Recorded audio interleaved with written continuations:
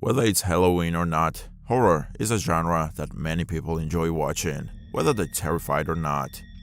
We had heard a lot of bone-wracking stories that brought chills to our bones, from stories to real-life events. We know that talking about it will be a roller coaster of varied emotions and experiences, especially since cemeteries are where haunting souls always reappear. Here are 5 real creepy cemetery horror stories that keep you up at night. Keith worked as a cemetery manager, and part of his job included meeting with guests and family members of the deceased to arrange funerals, facilitate plot sales, and so on. Antonio, a 30-something-year-old spiritual man, once sat down with him to purchase a plot for his sick father.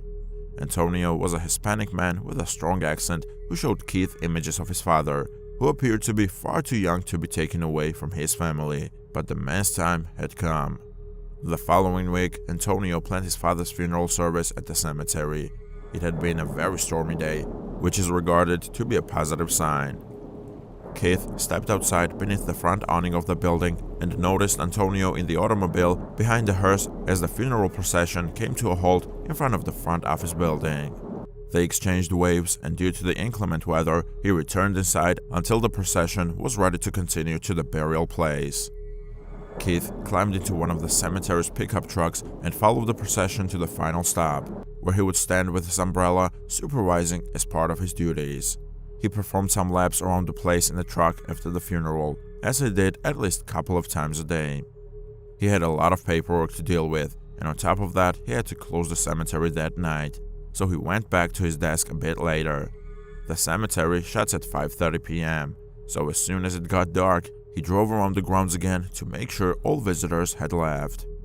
Then he drove over to the front gate and closed it. He was driving back to his workplace when he believed he noticed someone hurrying down one of the lanes of tombstones before disappearing behind a hedge. He beeped his horn to let them know the restaurant was closed, but he never saw them again. He grabbed his umbrella and dashed out into the pouring rain. He didn't notice anyone. He looked around in the rain for at least 20 minutes before giving up. He drove back up to the office and combed through the CCTV footage, none of which detected any odd movement, despite the fact that visibility had been reduced due to the storm and it was now pitch black outside. He was trying to multitask while finishing up some paperwork and keeping an eye on the webcam when he heard the front door of the visitation room slam shut. He jumped out of the chair and cried, "Hey!" His initial assumption was that it was the same person he had seen previously. Maybe they were stuck in the graveyard and were looking to help to get out. He entered the foyer, but no one was present. He looked around and said, "Hey," again. He began glancing out all the windows and came to a halt when he noticed someone on the other side staring back at him with a blank expression. He backed up and screamed, but they didn't even flinch. When he realized he recognized this Hispanic older-appearing man in his brain, he took a step closer and gave a squinty-eyed, bewildered face. It reminded him completely of the photographs of Antonio's father that he had shown him. Keith dashed out of the front door and to the side, where he saw the man, but he was gone. Keith stood in the rain, becoming soaking, then raced back inside, collected his belongings, locked them up, and drove home. If you're enjoying this video, make sure to hit the like button and subscribe for more videos. It was a dreary, cold, and rainy February Sunday.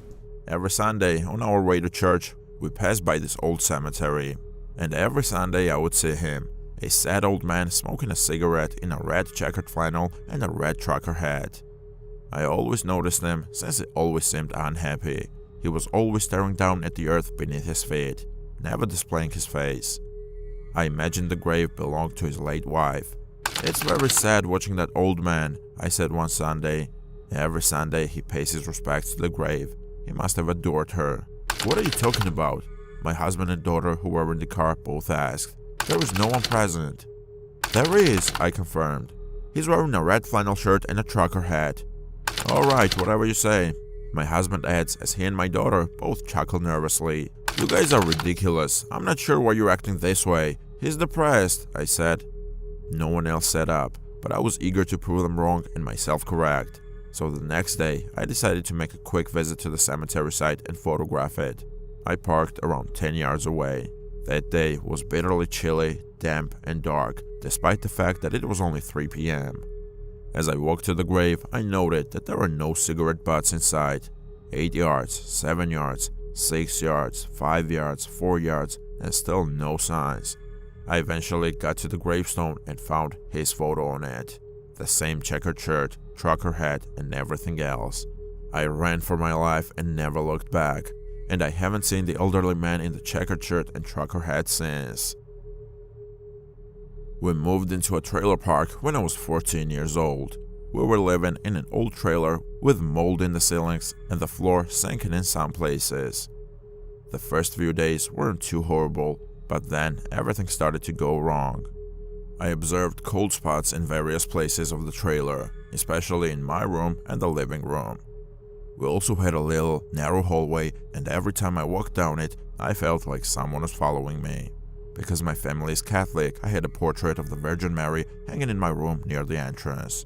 When the lights went out one night, my 3 siblings and I dashed to our parents' room. We heard the same booming footsteps running towards my parents' bedroom from the ceiling. My mom urged us to close our eyes since the door had split open. She recently stated that she saw a dark, lengthy figure standing by the door that night. Years later, we spoke with one of the park's managers, who showed us an old photo album of what the trailer park used to be. Everything made sense because it was a cemetery.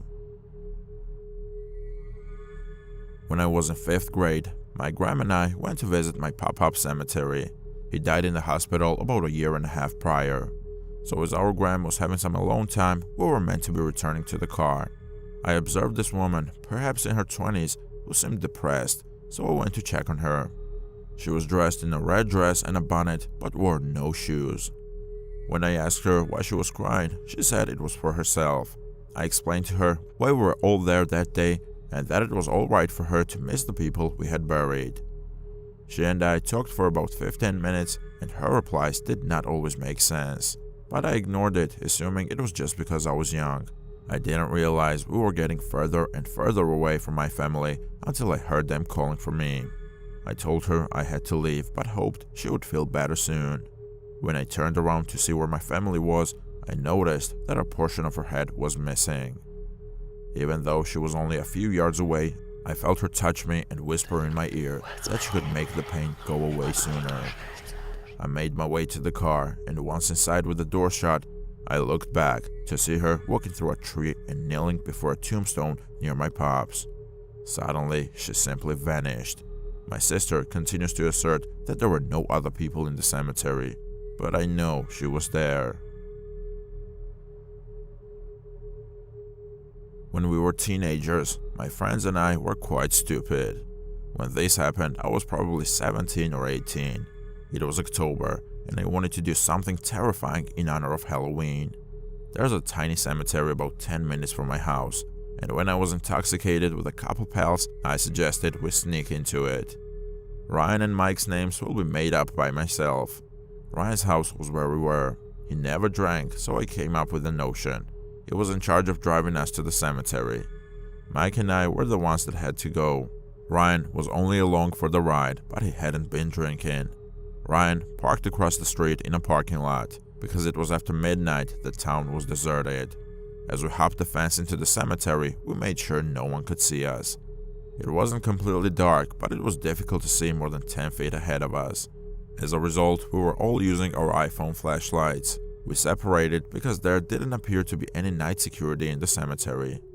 Ryan appeared to be paying closer attention to Mike. Because of the lighting, I could still see where they were. I ventured off on my own a little further and decided to start filming a frightening video.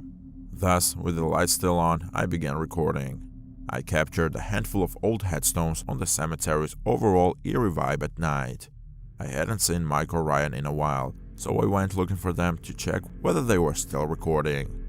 I froze when I saw a woman dressed in a white gown or a frock with long, gray-looking hair on my phone screen.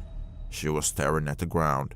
I raised my head from my phone screen to meet her in person, but she was gone, and I began to back away. I returned my gaze to my phone screen, and there she was again. She was only now gazing into the camera, or rather, at me. I looked up from the phone again and couldn't see her, so I looked back down at the screen and saw her getting closer to me.